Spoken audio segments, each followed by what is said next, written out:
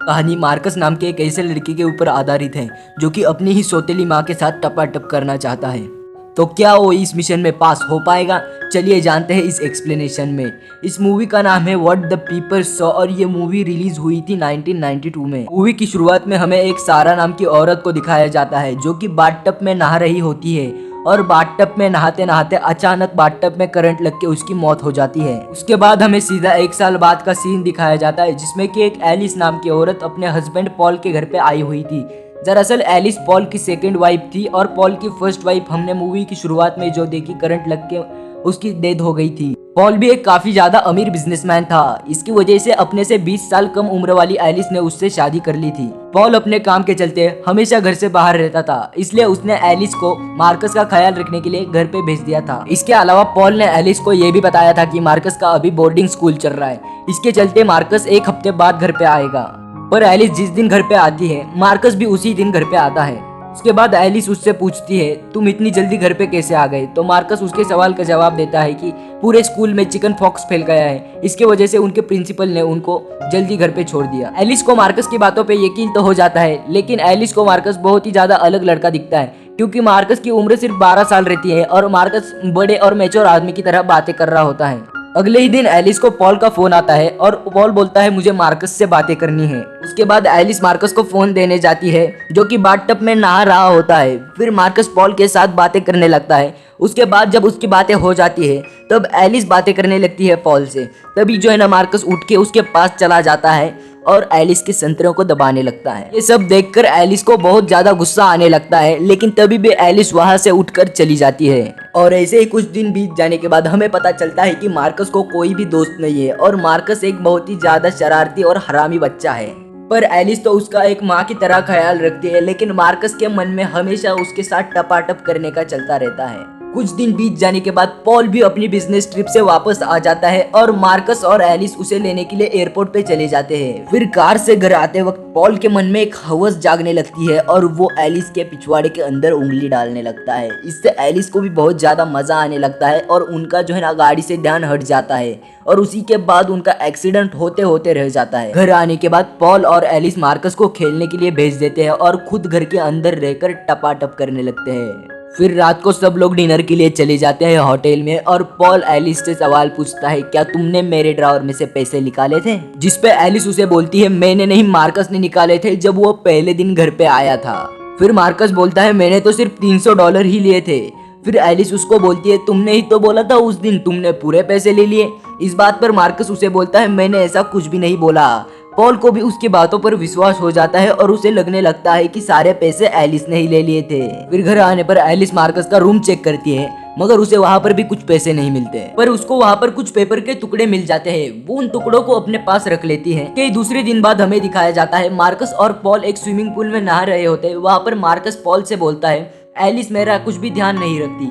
उन बातों को पॉल नजरअंदाज कर देता है और उसके बाद मार्कस उसे बोलता है कि एलिस कल रूम में मेरे आई थी रात को और मेरे रूम की तलाशी भी लेकर गई।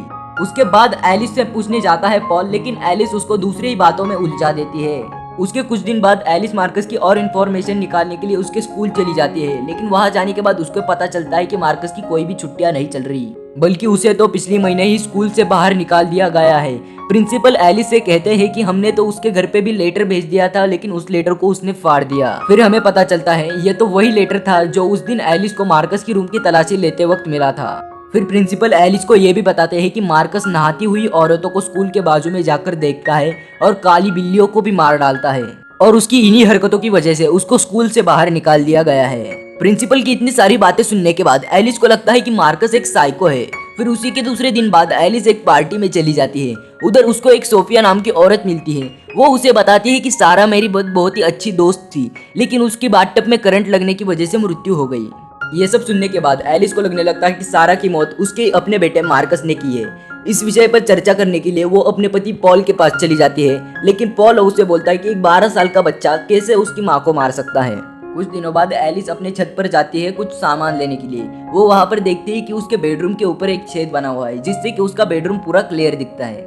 उसे पता लग जाता है कि मार्कस उन्हें रोज टपाटप करते हुए छत से देखता है। तो फिर वो तुरंत मार्कस के रूम में चली जाती है और मार्कस से पूछते है कि क्यों तुम हमें जो है ना टपाटप करते हुए देखते हो।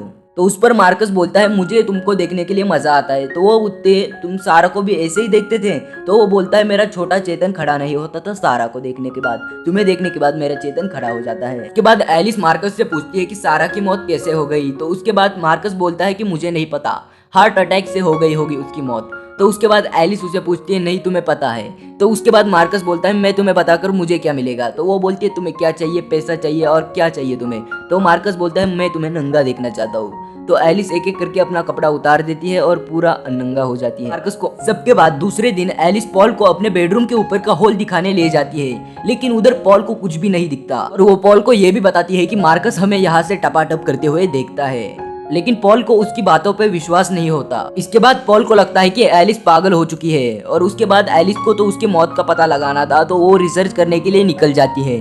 तो वो रिसर्च करने के बाद उसे पता लगता है कि खराब हीटर की वजह से सारा की मौत हो गई थी और वो हीटर लगाया था मार्कस ने। तो उसको कंफर्म हो जाता है कि मार्कस ने ही उसकी माँ सारा को मारा है। इसके बाद एलिस मार्कस के पास जाती है और मार्कस से पूछती है कि तुमने सारा को क्यों मारा। तो मार्कस उसके सवाल का जवाब देते हुए कहता है कि मुझे लोगों को मारने में मजा आता है। उसके बाद वो बोलता है उसे कि अगला नंबर तुम्हारा है। ये सब सुनने के बाद एलिस बहुत ज्यादा मेंटली डिस्टर्ब रहने लगती है कि उसे यही डर लगा रहता था कि मार्कस उसे कभी भी मार देगा और इसके अलावा कोई भी उसके इस बातों पर विश्वास नहीं करता था। इसके चलते वो बहुत ज्यादा मेंटली डिस्टर्ब होने लगी, इतनी ज्यादा मेंटली डिस्टर्ब होने लगी कि उसको मेंटल हॉस्पिटल में भर्ती करना पड़ा। महीने मेंटल हॉस्पिटल में रहने के बाद एलिस वापस से घर पे आ जाती है। घर पे आने के बाद पॉल उसे गार्डन में घुमाने के लिए लेके जाता है और वहां पर ही मार्कस आ जाता है और मार्कस उसे बोलता है कि चलो हम साइड में चल के बातें करते हैं। तो मार्कस को उसे लेके जाता है साइड में और कहता है कि अब मैं तुम्हें नहीं मारूंगा क्योंकि तुम मुझे अब पसंद आने लगी हो। तो एलिस भी उसे सेम बोलती है कि तुम भी मुझे पसंद आने लगे हो और वो दोनों वही चुम्मा चाटी करने लगते हैं। और एलिस देखती है कि सामने से एक ट्रक आ रहा है और उसके हाथ में रहता है उसके डॉग का टॉय, यानी कि मार्कस के डॉग का टॉय रहता है एलिस के हाथ में। वो उसे फेंक देती है रोड पे। जैसे ही ट्रक आता है मार्कस भी उस टॉय को लेने के लिए डॉग के पीछे भागता है, लेकिन ट्रक उसे उड़ा देता है और मार्कस की मौत वहीं पर हो जाती है। ये सब देखकर एलिस बहुत ही ज्यादा खुश हो जाती है और इस कहानी का अंत यही हो जाता है।